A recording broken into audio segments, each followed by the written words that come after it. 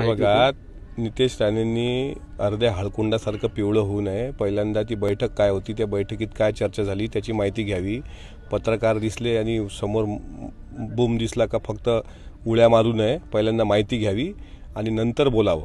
आणि शेवटी अजितदादांनी जे मांडलं ते स्पष्टपणे मांडलं. काल बुलढाण्याला पण मांडलं. कुठल्याही धर्माच्या विरुद्ध कोणी आक्षेपार्ह वक्तव्य करत असेल, इतकंच काय त्यांच्या वडिलांनी पण त्यांना समज दिलेली आहे. हाजी अराफत काय मला वाटतं त्यांचे ते भाजपचे, त्यांच्यासोबत पण त्यांची चर्चा झालेली आहे. म्हणजे तुम्ही कामाला लावायचे सर्वसामान्य लोकांची पोरं आणि तुम्ही मस्त AC मध्ये बसायचं, हे धंदे त्यांनी बंद करावे. आणि महाराष्ट्रात सध्या शेतकरी अडचणीत आहे.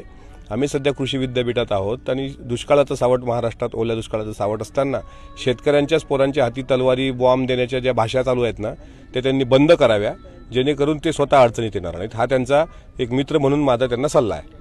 अजितदादांनी खुशाल तक्रार करावी, मी माझं काम सोडणार आहे असं म्हटलं त्यांनी. अजितदादांना त्यांच्यासारखा त्या फुल टाईम रिकामे आहेत ते राणे. अजितदादा कामाचे व्यक्ती आहेत, त्याच्यामुळे त्यांना ज्या व्यक्तीला कामधंदाच नाही तो व्यक्ती तसा बळबळ करत राहतो. आम्ही काम करणारी लोक आहोत आणि दादा अशा लोकांकडे लक्ष देत नाही. दादांचं म्हणणं एवढंच आहे की कुठल्या धर्माच्या भावना दुखू नये, ती आमच्या पक्षाची भूमिका आहे. या प्रकरणात देवेंद्र फडणवीसांना प्रश्न विचारला असता, ते हिंदुत्वासाठी काम करतात, त्यांच्या बोलण्याचा बरेच वेळा विपर्यास होत असल्याचं म्हटलं. एक प्रकारे त्यांचं समर्थन केलं. माझं देवेंद्रजींना प्रश्न आहे, शेतकरी हा हिंदू आहे की नाही? हिंदुत्वासाठी काम करतात म्हणजे त्याच्या सोयाबीनला जो हमी भाव ठरवलेला आहे आज केंद्र सरकारने, तो हमी भाव खर्चाच्या दृष्टीनं कमी आहे ना. महाराष्ट्राच्या बाहेर ज्या ज्या ठिकाणी सोयाबीनला उच्चांक आहे तो भाव तुम्ही केंद्र सरकारकडून मिळवून द्या. हिंदू सुरक्षित राहील. हिंदूंच्या शेतीचे सर्वात जास्त प्रश्न आहेत.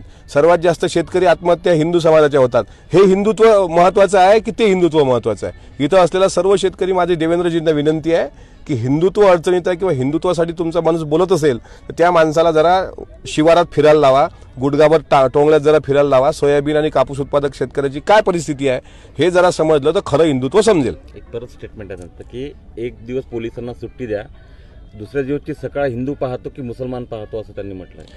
असं आहे की पोलीस त्यांचं काम करत असतात आणि पोलिसांना सुट्टी, पोलिसांबद्दल ती व्यक्ती वादग्रस्त वक्तव्य करत राहते. आणि कशासाठी पण हे म्हणजे पोलिसांना सुट्टी द्या आणि मग मुसलमान मारायचे, कोणी शिकवलं हो?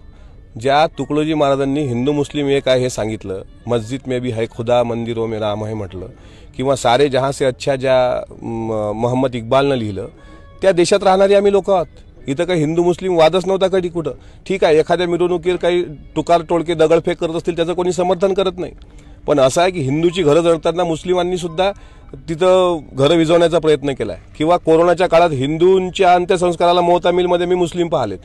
असा भाईचारा असलेला आमचं महाराष्ट्र, त्यामध्ये अशा पद्धतीचं वक्तव्य करणं, मला असं वाटते राणेंचं काहीतरी चुकतंय. एकतर त्यांच्या गोळ्या संपल्यात असं मला वाटतं. एक महत्त्वाचा, निवडणुका पुढे पाहून हे संपूर्ण सांप्रदायिक हिंसा घडवून आणण्यात येते असा आरोप पण होतो आहे. तसंच असेल, ज्यावेळेस तुमच्या सगळ्या गोष्टी असं बंद होतात की आता काही जनतेत जायचंच नाही, कोण्या तोंडानं जायचं आपण, तर निदान आमचं म्हणणं एवढ्या चांगल्या योजना सरकारने आणल्या, शेतकऱ्याला वीज मोफत, शेतकऱ्याला आपण कर्जमाफी करतो आहोत, ह्या योजना आल्या बाजूला आणि हिंदू धोके में आहे आणि मुसलमान धोके में आहे. असं नसते चालत. त्याच्यामुळं हा देश एक संघ राहिलेला आहे. डॉक्टर बाबासाहेब आंबेडकरांनी या देशाला एक वेगळी ओळख दिलेली आहे.